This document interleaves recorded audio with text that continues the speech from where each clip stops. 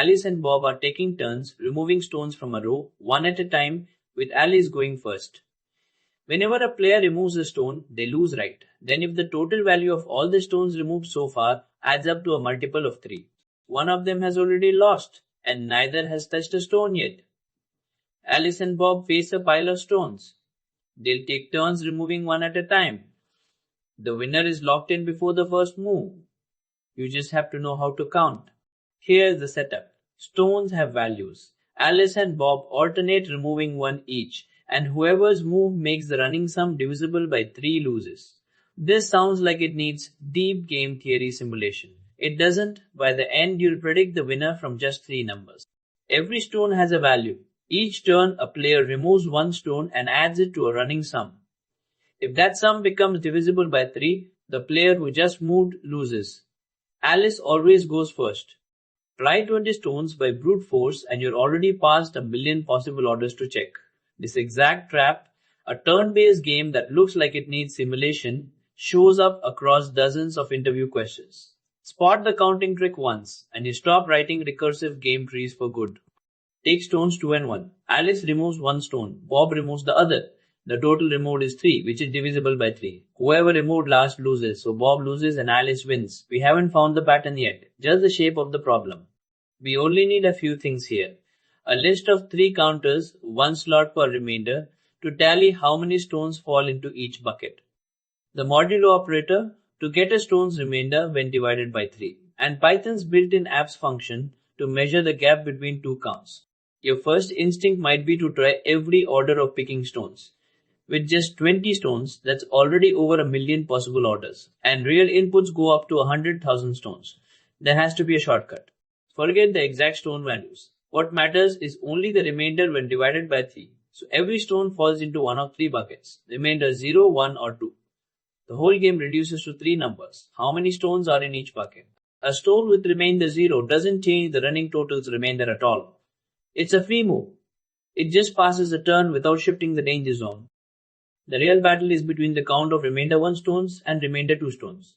To avoid ever hitting a multiple of 3, players must alternate between these 2 buckets in a careful pattern. Whoever is forced to break that pattern triggers the loss. Compare how many remainder 1 stones exist to how many remainder 2 stones exist. If the smaller count is more than 1 short of forcing a clean split, or if both counts are equal and non-zero in a specific pattern, the outcome flips. This comparison alone, no simulation, tells you who wins. We start with 3 counters, all 0. For every stone, we take its value mod 3 and bump the matching counter. After this loop, CNT holds exactly how many stones landed in each bucket. If the remainder 0 count is even, those free moves cancel out, so Alice wins only if both other buckets have at least 1 stone. If it's odd, one free move flips whose turn effectively starts the danger, so Alice needs the gap between the 2 buckets to be bigger than 1. And that's the entire function. 1 loop to count, 1 check to decide. Clean. Take the value 9, 9 mod 3 is 0, so it lands in bucket 0. Take 7, 7 mod 3 is 1, straight into bucket 1. And abs of the difference between bucket 1 and bucket 2 just measures how far apart those 2 counts are, ignoring which one's bigger. Take a small pile of stones with mixed remainders. Count how many fall into each of the 3 buckets. Apply the rule, and it predicts the winner before a single stone is picked up. Play it out, turn by turn, and watch the prediction come true. Stones 2 and 2 both land in the remainder 2 bucket, and the remainder 1 bucket stays empty. Before I show you the answer, pause and work through the rule yourself. Drop your guess, true or false, in the comments before the next slide.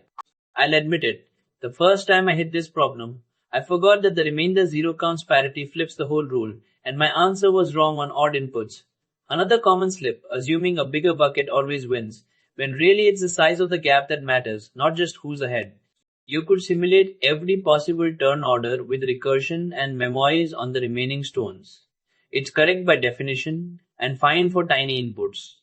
But with up to 100,000 stones, that stage space is enormous. Our bucket approach runs in linear time, big O of n, using only constant extra space. 1 stone left just checks its own remainder against 3. Remember Alice and Bob at that pile of stones? The winner really was fixed the whole time, not by skill but by 3 counts. How many stones sit in each remainder bucket? Run through one comparison in linear time. The bigger lesson, whenever you see a 2-player turn-based game, stop thinking about the moves and start thinking about what state actually carries forward. Here, that was just a remainder. Want to take this further? Try the same trick where the losing sum has to be divisible by 4 instead of 3. This channel grows 1 like and 1 subscribe at a time. Yours would help.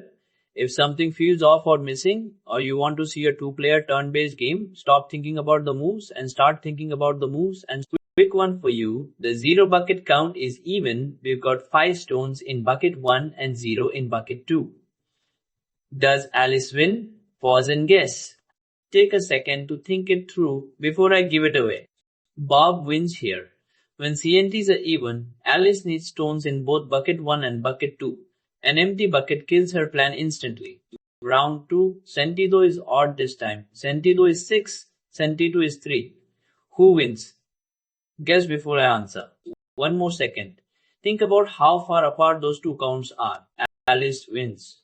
With an odd CNTZ, the role flips. She wins when the gap between CNT1 and CNT2 is bigger than 2, and 3 clears that bar.